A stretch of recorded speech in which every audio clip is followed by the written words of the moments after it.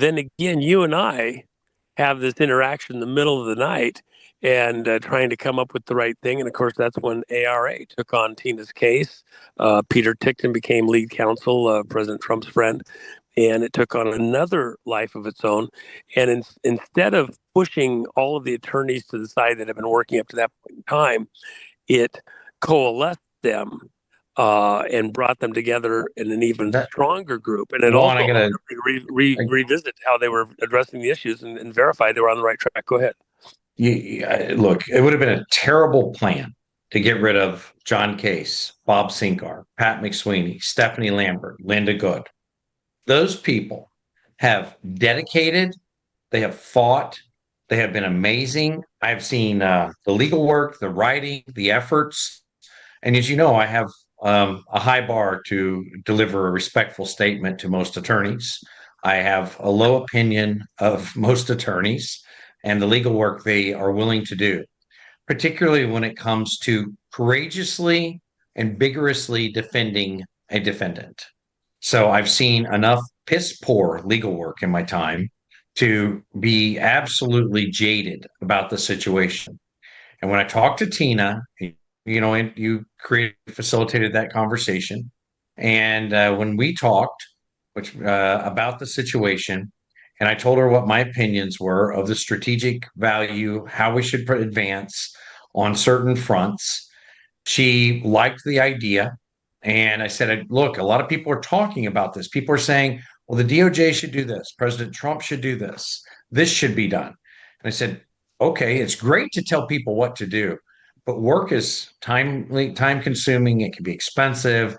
It can be difficult, and you're coming in cold to this.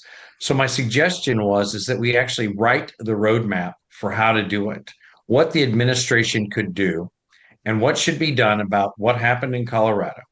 And if we write the roadmap and we deliver it to those in charge as they're essentially cold on this case, coming in February and March, with the new administration, and we deliver this to them and explain it and give them the evidence and show them how an individual could be um, a federal witness or a whistleblower or any of these concepts, because it's a long discussed. This was not a unique concept.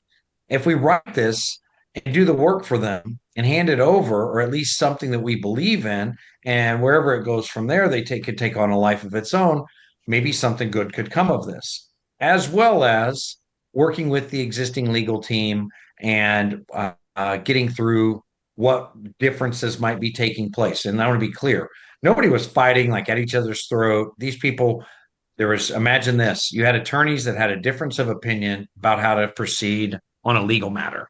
If attorneys aren't arguing, they're sleeping, I promise, or dead. So Yeah. these people argue for a living, right? So you're talking about, and we had this discussion, and I said, look, there is no way that I can start weighing in here and get people like Pat McSweeney and John Case and Bob Sinkar, regardless of the legal work I've done, to recognize my opinions necessarily and say, yeah, let's do what Trina said. I mean, these guys were practicing law before I was born. I mean, honestly, think about Pat McSweeney was in the White House as White House counsel's DOJ. I can't remember which at the time, but he had both roles.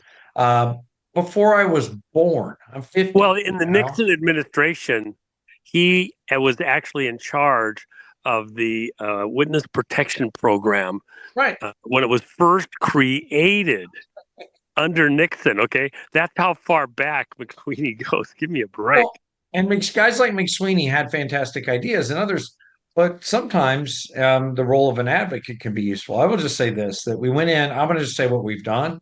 ARA, or American Rights Alliance, has gone in and advocated these positions. We've taken it to the highest levels possible. We have urged the Attorney General's office, Deputy AGs. We have urged the DOJ to listen to these concepts, to react or respond to these concepts, and recognize them as fruitful scenarios that would help with what they were trying to get to the bottom of as it related to 2020 or other events.